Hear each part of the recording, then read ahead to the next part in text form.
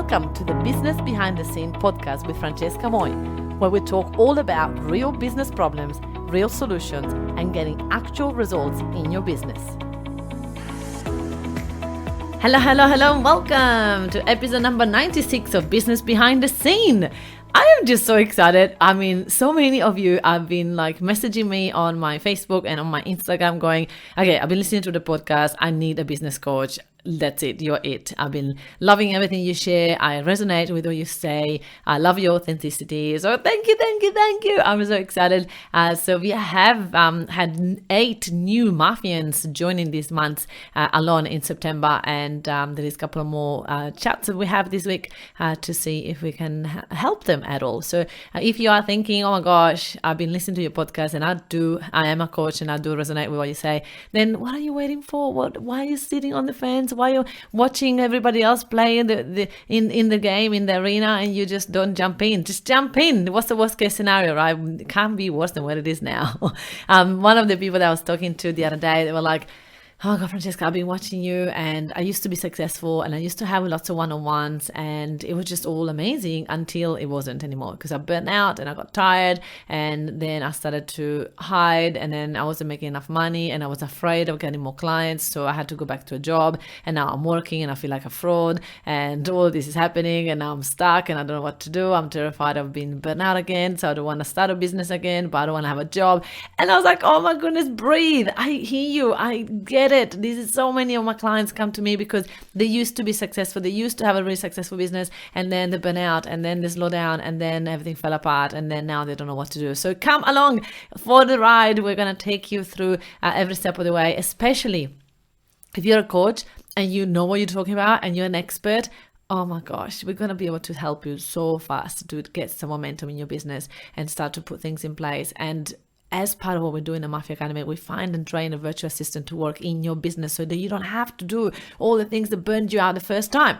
This is exactly what we do in the Mafia Academy. So if you're thinking about it, if you're on the fence, if you're like going, oh my goodness, I just want to do it, but I'm afraid. Listen, if you don't do anything, what's going to happen? You got to think about that, right? It's about having someone to show you the way and having someone to show you that the little things that you do today might not get results today, but will get results tomorrow, or it will get results in a year time. So it's just about the compound effect. Like this podcast.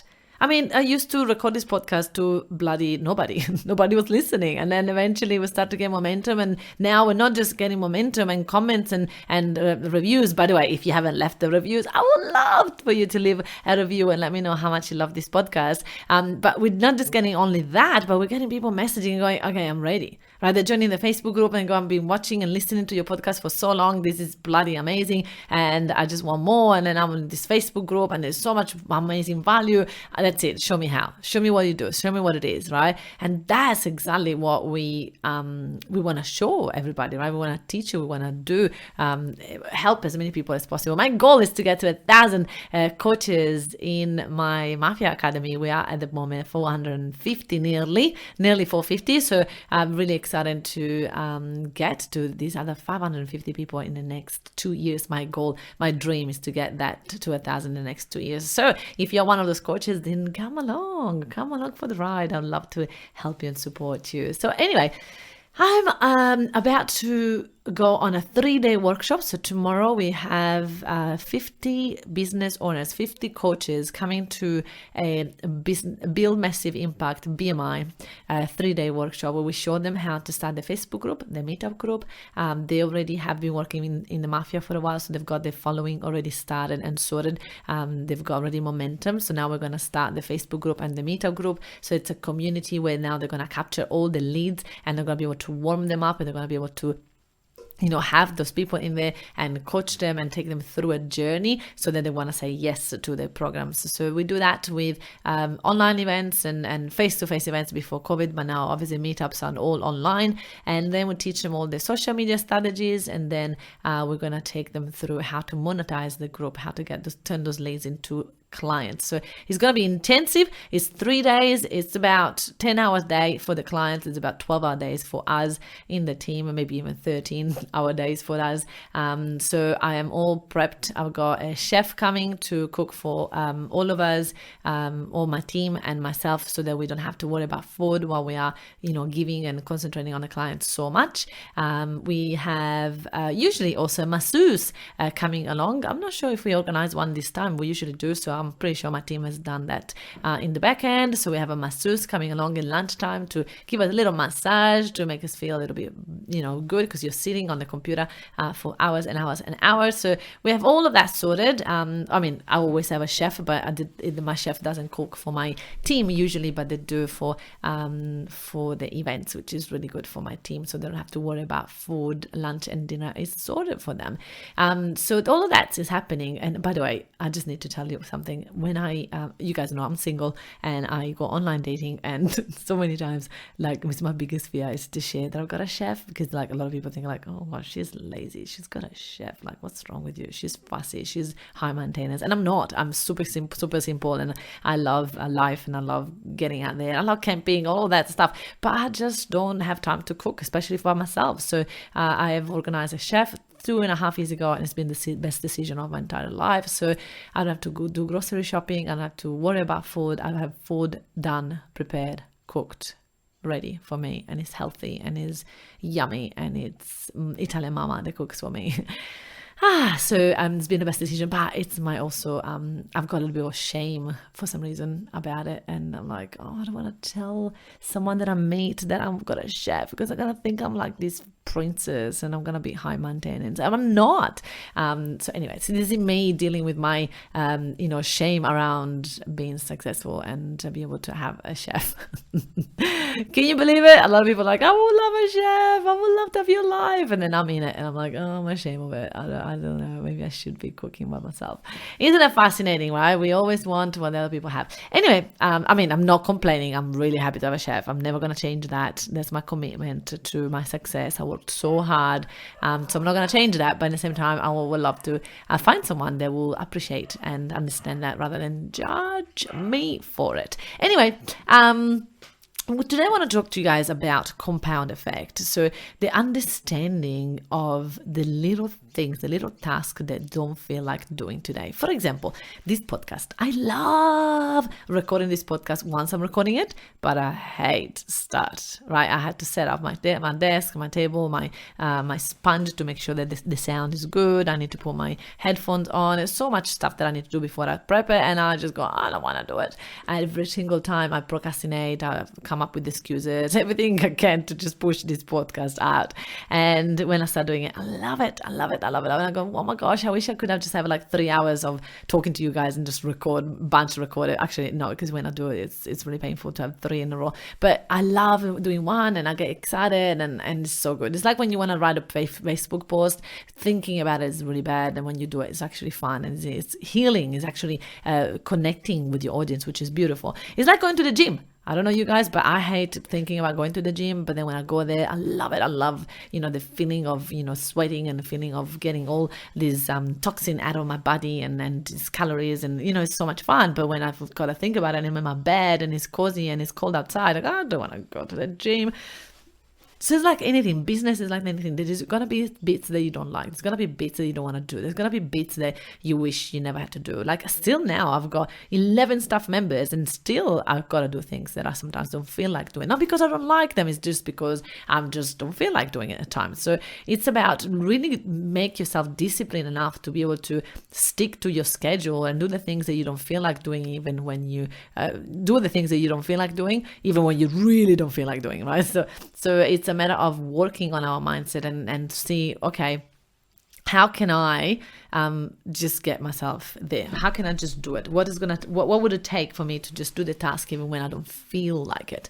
And this is part of the success, right? When you are successful, when you are wanting to achieve something, you got to do it even when you don't feel like it. Like right now, I'm on a detox, and I have put on 8 kilos for some reason in the last year. It's been a very challenging year for me emotionally and financially and everything. Like, it's been, when I say financially, it's because I committed to buy 2 houses, not one, because if I do something, I don't do it only once, right? I bought 2 houses in the last 12 months. So obviously all my cash went into the houses. So I felt like, oh my gosh, now I've got no cash, which it wasn't true because obviously I've got 2 properties.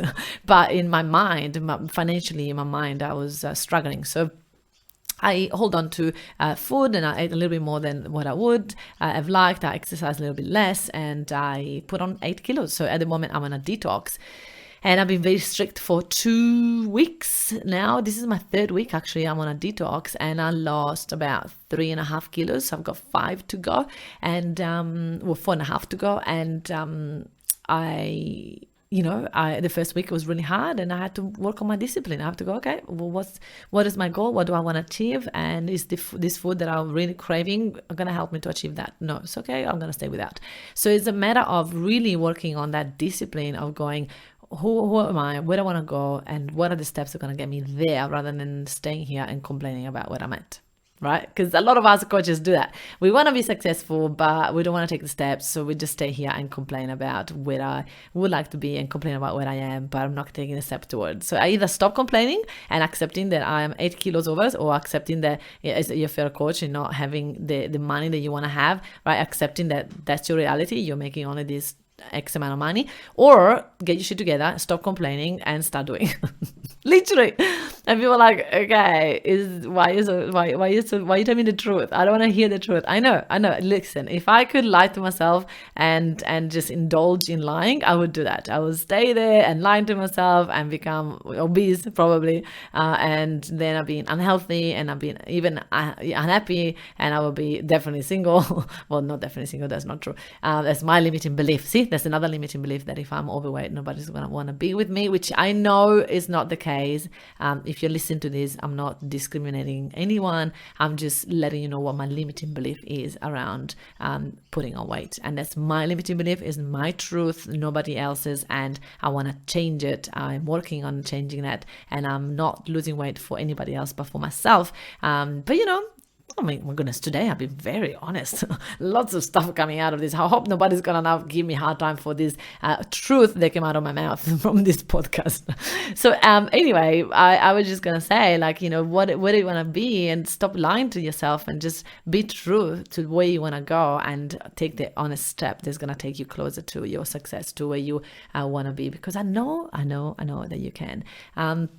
So yeah, the compound effect is like, what are you going to do today that you don't feel like doing, that you don't think is going to get results, but that be consistent in 1 year time, in 6 months time, in 3 months time, in 1 month's time is going to give you the difference, right? So in the last 3 weeks, I was consistent and lost 3.5 kilos. I now want to keep going for another 4 weeks to make sure that I get to my ideal weight. And then I'm going to do what I used to do, which is, every couple of months do a week of detox, rather than have to do 6 weeks of detox, right? So I'd rather do a week of detox every 2 months and stay on my good weight, rather than don't do a detox for a whole year and then have to do 6 weeks in a row, which is a lot harder than doing 1 week.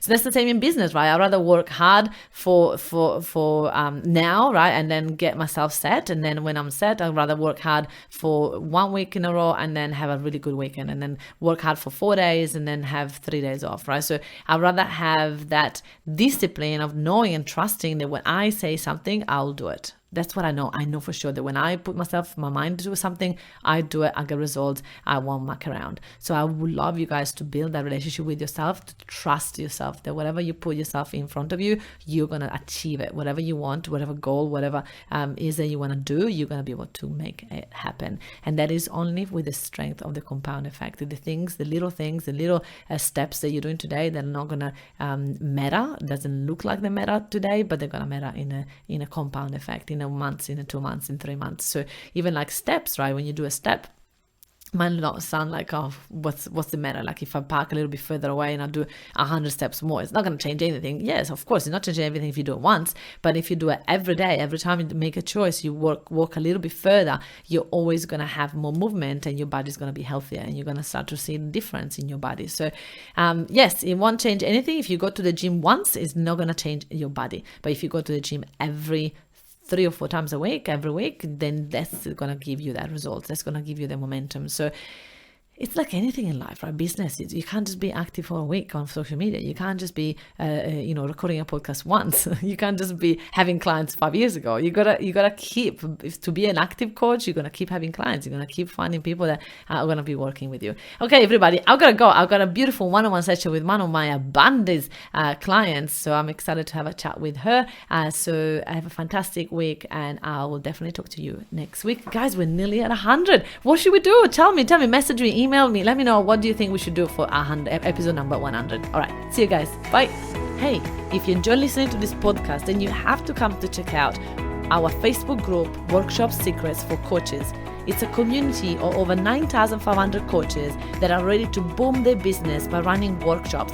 They are stuck in one-on-one coaching and they're ready to start to go one-to-many. So if you are one of those coaches, then you have to join us. I look forward to see you there. And hey, don't forget to hit the subscribe button and leave me a review to win a ticket to one of my workshops. I look forward to see you there.